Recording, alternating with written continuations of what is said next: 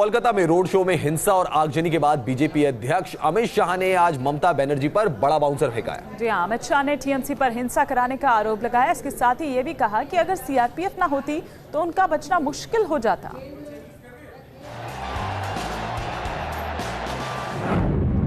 कल अगर सीआरपीएफ न होती तो वहां से बचकर निकलना मेरे लिए बहुत मुश्किल था। कुछ इस तरह बीजेपी अध्यक्ष अमित शाह ने कल कोलकाता के रोड शो में हुए पथराव और हिंसा की आपबीती मीडिया को बताई। अमित शाह ने हिंसा के लिए ममता बनर्जी की पार्टी को जिम्मेदार ठहराते हुए सबूत के तौर पर कुछ तस्वीरें भी पेश की। ये फोटो है जो मेरे रोड शो पर पथराव किया गया, जिसमें सीआरपीएफ के बचाव करने के साधन से बचता हुआ मैं स्पष्ट दिख रहा हूं और नीचे आगजनी भी। लेकिन बंगाल का बवाल अब हिंसा से आगे बढ़कर बंगाल के महान लेखक ईश्वर चंद्र विद्यासागर की प्रतिमा टूटने पर आ गया है। कल की हिंसा में ईश्वर चंद्र विद्यासागर की मूर्ति टूट गई थी। ममता बनर्जी ने इस मुद्दे को बंगाली अस्मिता से जोड़ते हुए अपने ट्विटर हैंडल की डीपी बदलकर ईश्वर चंद्र विद्यासागर की तस्वीर लगा ली है। तो वहीं बीजेपी अध्यक्ष अमित शाह ने पलटवार करते हुए कहा है कि टीएमसी के गुंडों ने साजिशन विद्यासागर की मूर्ति तोड़ी है। 2 कमरों के अंदर ये प्रतिमा लगी हुई। अब मेरा सवाल इतना ही, ये 7:30 बजे की घटना है, कॉलेज बंद हो चुकी थी, सारा लॉक हो गया था। ये किसने खोला कमरे किसने खोले? किसके पास चाबी होती? बंगाल समेत देश में आखिरी दौर का चुनाव बाकी है, लेकिन उससे पहले बंगाल में बवाल और उस पर सवालों का सिलसिला जारी है। Team news nation. Madhya Pradesh में सरकार की पिच क्या बदली, सारा खेल ही बदल गया। कल तक ईवीएम की रखवाली कांग्रेस करती थी, लेकिन अब बीजेपी को ईवीएम में खेलकर डर सताने लगा। भोपाल जेल के अंदर स्ट्रांग रूम में रखे ईवीएम में कोई गड़बड़ी ना हो, इसलिए साध्वी प्रज्ञा ठाकुर दलबल के साथ पहुंच गई भोपाल जेल और ईवीएम की सुरक्षा का जायजा लिया।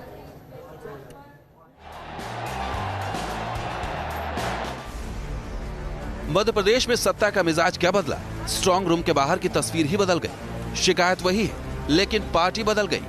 अब कांग्रेस की जगह बीजेपी नेता ईवीएम में गड़बड़ी की आशंका को देखते हुए स्ट्रांग रूम के चक्कर काटने लगे हैं। भोपाल में कांग्रेस उम्मीदवार दिग्विजय सिंह के खिलाफ चुनाव लड़ रही साध्वी प्रज्ञा अपने समर्थकों के साथ जेल जा पहुंची, जहां स्ट्रांग रूम के बाहर बीजेपी कार्यकर्ता 24 घंटे रखवाली कर रहे हैं। साध्वी प्रज्ञा ने स्ट्रांग रूम की रखवाली कर रहे बीजेपी कार्यकर्ताओं से मुलाकात की।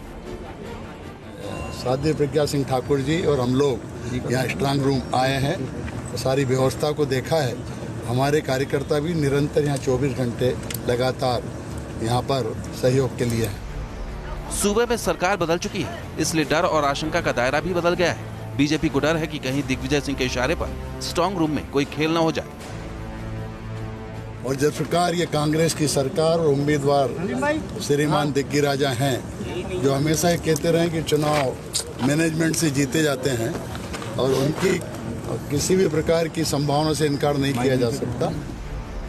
भोपाल में दिग्विजय और साध्वी के बीच कड़ा मुकाबला है और अब ये लड़ाई चुनाव मैदान से होते हुए स्ट्रांग रूम तक आ पहुंची है। जाहिर है 23 मई से पहले कोई भी पक्ष इस फाइट को हल्के में लेने के मूड में नहीं दिख रहा।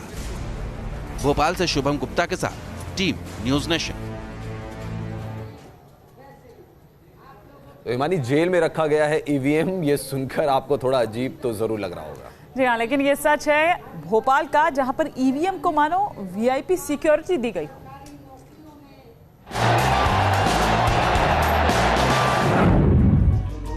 जिस तरह क्रिकेट में थर्ड अंपायर की भूमिका होती है, ठीक उसी तरह भोपाल की जेल में बैठे ये लोग थर्ड अंपायर की भूमिका में बैठे हैं। थर्ड अंपायर की नजर मैदान पर होती है, तो जेल में बैठे इन कर्मचारियों की नजर एक ईवीएम पर। भोपाल लोकसभा सीट की ये ईवीएम पुरानी भोपाल जेल में रखी गई है। निगरानी के लिए पुलिस फोर्स भी तैनात है। जैसे मैदान पर दर्शक होते हैं, ऐसे ही जेल के बाहर बीजेपी कांग्रेस कार्यकर्ता भी मौजूद हैं। माना जा रहा है कि चुनाव के दौरान गड़बड़ी की शिकायत के बाद ये फैसला लिया गया है। Team news nation. बात करते हैं कांग्रेस महासचिव प्रियंका गांधी की। पंजाब कांग्रेस टीम में ऑल इज वेल करने में प्रियंका गांधी जुटी हुई हैं। जी हाँ, टीम में मतभेद ना हो, इसके लिए प्रियंका ने कैप्टन अमरिंदर सिंह और सिद्धू के बीच जारी जंग को टाई कराने की कोशिश की। पठानकोट में कांग्रेस के रोड शो में दोनों नेता एक ही ट्रक पर साथ साथ नजर आए।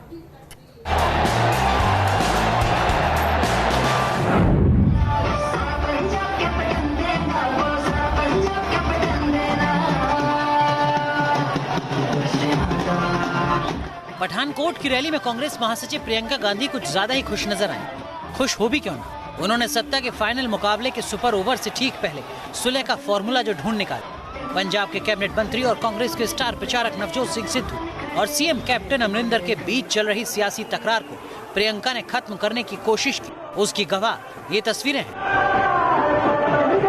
दरअसल प्रियंका गांधी ने अचानक नवजोत सिंह सिद्धू को फोन किया और बठिंडा चलने को कहा। बठिंडा में प्रियंका गांधी ने सिद्धू की मुलाकात कैप्टन अमरिंदर सिंह से करवाई ताकि दोनों के बीच की तकरार खत्म हो सके। कुछ समय से नवजोत सिंह सिद्धू पंजाब में प्रचार नहीं कर रहे थे। कहा जा रहा था कि नवजोत सिंह सिद्धू की पत्नी को टिकट नहीं दिया गया, लिहाजा वो नाराज थे। Team news nation.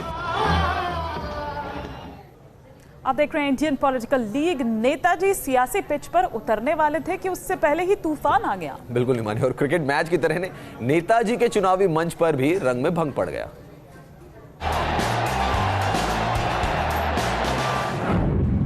चुनाव घमासान है और यहाँ तूफान भी बलवान है। ये है मुगल सराय में नेताजी का मंच। यहाँ चुनावी पिच पर नेताजी के पहुंचने से पहले ही हवाएं तेज बॉलिंग करने लगी और मंच को क्लीन बोल्ड कर दिया गया।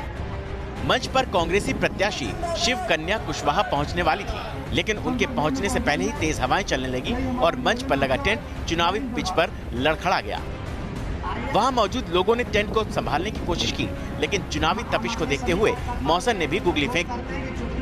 दरअसल मुगलसराय विधानसभा में कांग्रेस नेता हार्दिक पटेल कांग्रेसी प्रत्याशी शिवकन्या कुशवाहा के लिए सभा करने पहुंचने वाले थे, लेकिन उससे पहले ही मौसम ने हार्दिक पटेल के मंच पर विकेट गिरा दिया। मुगलसराय में 7वें और आखिरी चरण में मतदान। Team news nation.